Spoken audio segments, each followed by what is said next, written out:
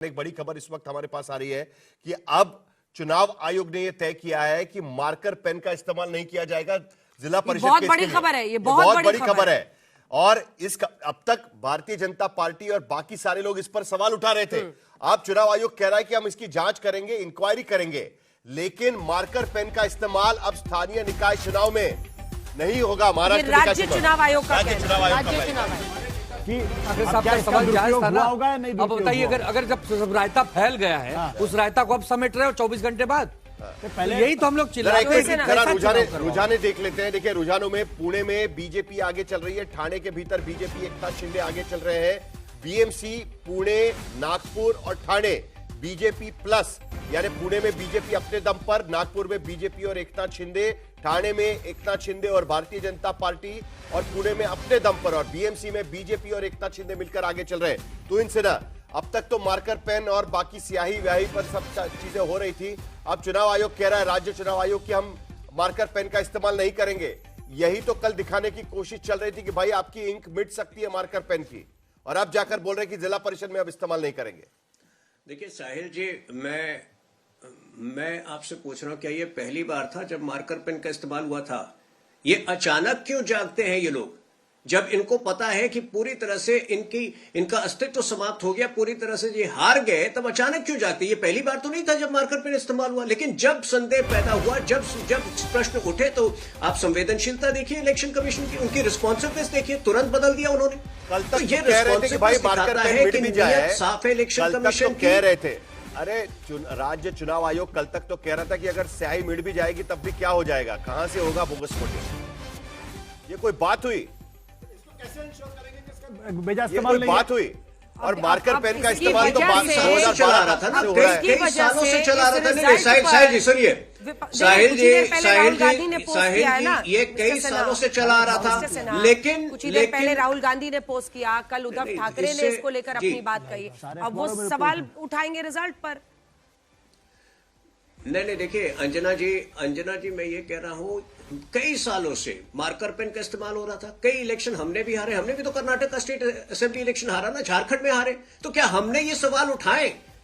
अचानक जब हार तो उठाने चाहिए, क्यों नहीं उठाते हो? उनको इस बात क्या लेकिन भाई, अरे लोकतंत्र नहीं मानोगे? क्योंकि अगर कुछ गलत है तो विश्वास है, उठाओगे। विश्वास है इलेक्शन कमीशन होना चाहिए कि नहीं होना चाहिए था? वीवीपैट महानगर पालिका के चुनाव में होना चाहिए कि नहीं होना चाहिए था? बिल्कुल होना चाहिए था। मुंबई के भीतर नए रुझान जरा बड़े स्क्रीन पर चलाइए। 44 सीटों पर बीजेपी प्लस इस वक्त आगे चल रही है। 75 सीटों के रुझान, आंकड़ा आगे बढ़ते हुए नजर आ रहा है। 75 मुंबई में 90 सीटों के रुझान इस वक्त हमारे पास आ रहे हैं। मुंबई में 227 में से बीजेपी प्लस 52 सीटों पर आगे चल रही है, और 31 सीटों पर शिवसेना, यूबीटी, एमएनएस और एनसीपी-एसपी मिलकर 31 सीटों पर आगे चल रही है। कांग्रेस प्लस 5 सीटों पर आगे चल रही है।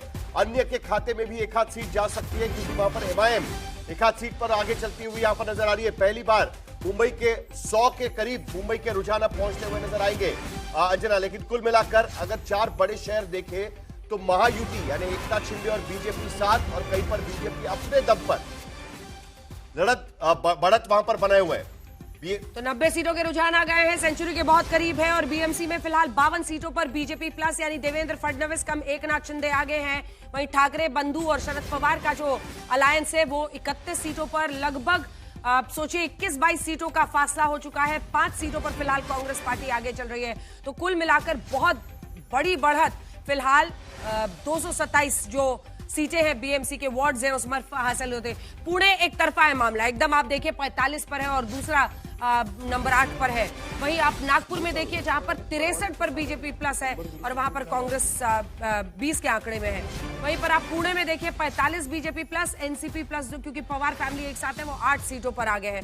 तो कुल मिलाकर नागपुर हो, पुणे हो, एक तरफा मामला है। ठाणे में भी फिलहाल बीजेपी प्लस एकदम एक तरफ आगे चल रहे हैं। लेकिन फिलहाल मुंबई में, जिस पर सबकी नजर टिकी हुई है, क्योंकि ये भारत का सबसे अमीर म्युनिसिपल कॉर्पोरेशन है, ये एशिया के भी अमीर कॉर्पोरेशंस में से एक आता है। ये भारत के ही 9 राज्यों के बजट से ज्यादा बजट रखने वाला एक म्युनिसिपल कॉर्पोरेशन है। यहां पर लेकिन 52 सीटों पर फिलहाल देवेंद्र फडणवीस का और एकनाथ शिंदे का जादू चलता हुआ दिख रहा है। ये अपने आप में अगर आप देखें तो दूसरी तरफ कांग्रेस के लिए भी एक बहुत बड़ी इसमें तस्वीर दिखाई दे रही है, जो कि सिर्फ 5 सीटों पर आगे चल रहा है। बार बार नंबर्स यही इशारा कर रहे हैं कि अगर साथ मिलकर लड़ते तो बेटर स्थिति बन सकती थी। आशुतोष जी, तो साथ लड़ने की बात तो मैं बार बार कह रहा हूं, लेकिन कोई नतीजा तो दिखाई पड़ नहीं रहा इस पूरे मसले पे। देखिए, मुंबई के नतीजे तो बिल्कुल साफ दिखा रहे हैं। 52, 31, 90 में अगर ऐसा चल रहा है तो जो एग्जिट पोल जिस नतीजों को इशारा कर रहे हैं तो लगभग उसी दिशा में जाते हुए नजर आ रहे हैं। और जो एमएनएस राज ठाकरे के साथ जाने का जो दांव खेला शिवसेना ने, वो मुझे लगता है कि बैकफायर करता हुआ दिखाई पड़ रहा है। और दिलचस्प बात क्या है कि कभी भी 1997 के बाद से जो शिवसेना है वो 75 से कम सीटें उसको कभी भी नहीं मिली। पिछली बार भी 84 सीटें उसको मिली थी, 84, 97, 103 सीटें।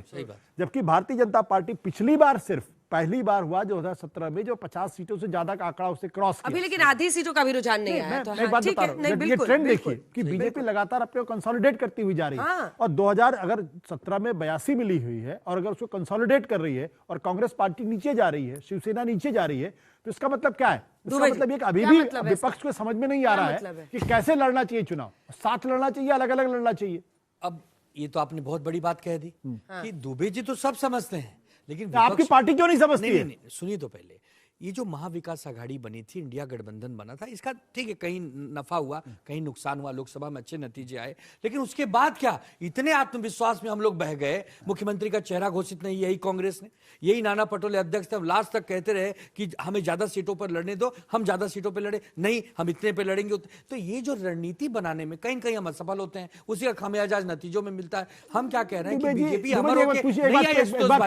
उसको हराया जा सकता है। एक बात आपसे पूछूं, सचिन सावंत आए थे, वो 2014 से वो कह रहे थे कि बात ही नहीं कर रहे थे। 2014 तो लास्ट तक बात कर रहे थे, वो बात नहीं कर रहे थे। उनको इतना अहंकार हो गया था कि अरे हम तो कांग्रेस में महापौर ये बात भी तो सही है ना कि जब राज ठाकरे के साथ आप बात करने लगे, आपने कांग्रेस के साथ बात करना